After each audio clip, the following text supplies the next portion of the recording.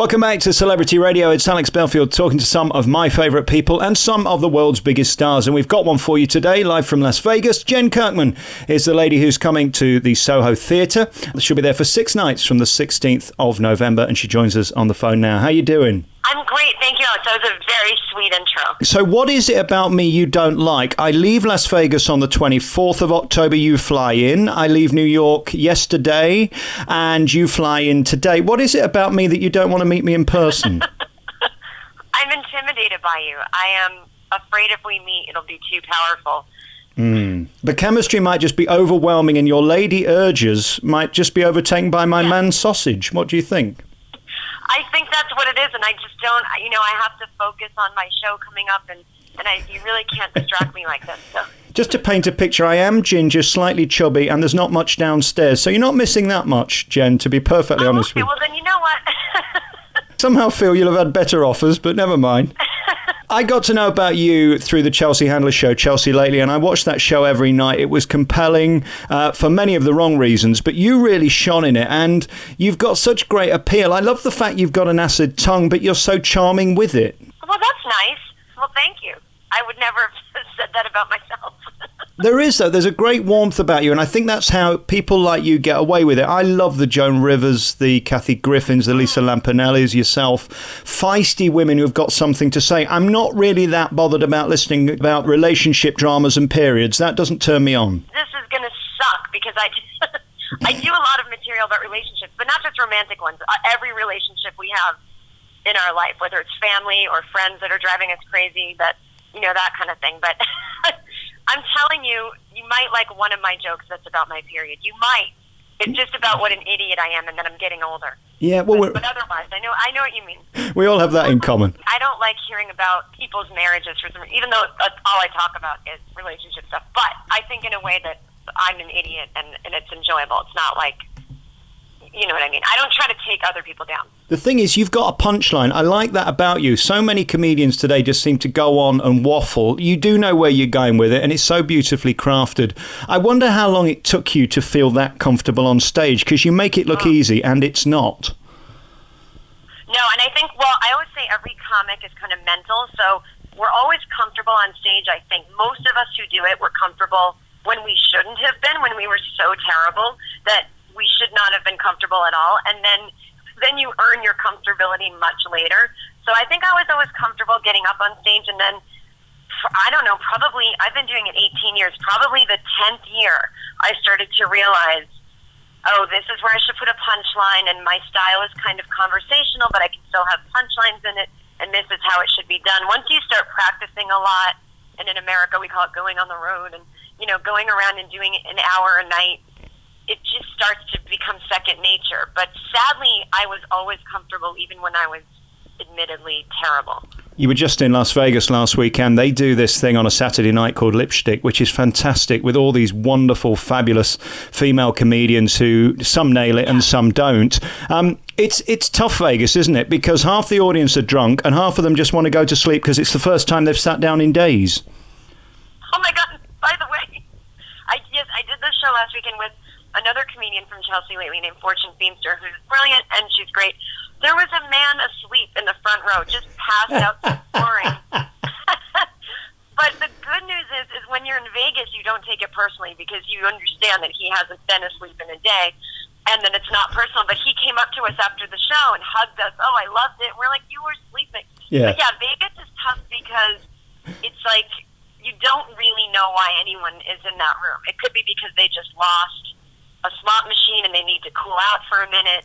It could be because they're so drunk they just need to sit down. It's not exactly where you go to explore your art. It's where you go to just hit them with laughs and get a bigger paycheck than normal and then get back home. Yeah. What's great about you, you've got a sort of multi-platform career as well as your stage. The books have been very successful. As an author, I mean, you did very well. And then the podcasting. I wonder whether this is the reason for your genius now, that you have to do many jobs and do them well to survive. Just doing one thing is risky, isn't it?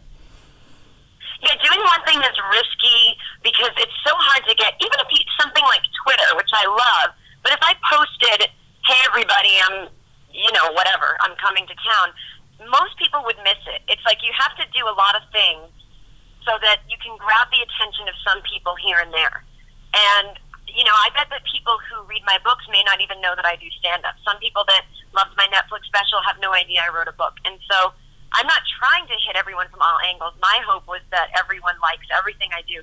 But I'm realizing from doing so many different things, I have a lot of different audiences. I didn't set out to do that. It just sort of happened. So I think that's actually really good because then I can I can stay afloat. I can keep working. And I like doing all different kinds of things because I do get bored with just one way of expressing myself. I like to do a lot of different things because with books you can take a longer journey. It can be a little more serious. With stand-up, it's in and out. It's being funny. So I like to do a little of everything. I'm right in thinking that it was Chelsea Lately that brought you to the UK sort of appeal. It was that show that exposed you to a wide audience. Is that right? I think that's true. I think that's absolutely true because I know our show was on there. What was funny is we went to Australia to tape some episodes, and we always wanted to go to the UK. And what Chelsea was told by the powers that be was that the people of the UK thought she was very polarizing. And yeah, you never know what's going to happen overseas. But we, I do think a lot of people who came to see me at Soho last time had found me from Chelsea Lately. And then a lot of the comedians that play London, I'm involved with, whether people hear me on their podcasts or things like that. But definitely, I think this time I'm hoping that more people have seen, in addition to Chelsea, but we haven't been on the air in a year, that people have seen my Netflix special, which streamed in the UK. So I'm hoping that there'll be another wave of new people coming. But yeah, absolutely, Chelsea was the thing that gave me a touring career in America and overseas.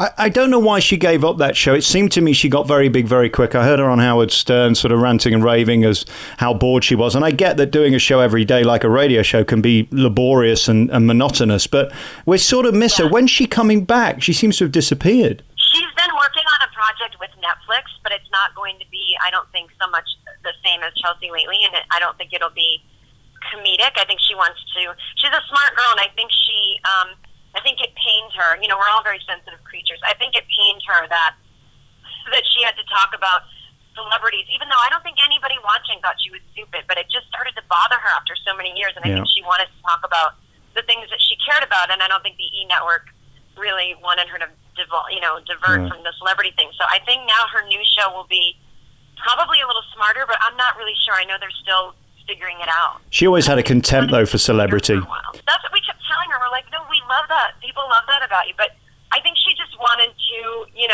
at a certain point, if you have all this money and you have no free time, I think it can feel like a trap. And I think she really just wanted to see the world and relax a little bit. And so I think that's where she's been. She's just been gallivanting and getting ready for her next thing. Well, good for her. And the chemistry between you both was great. Some of the comedians on there, she may look very stupid and put them down and interrupted them before they got to their punchline. She let you finish.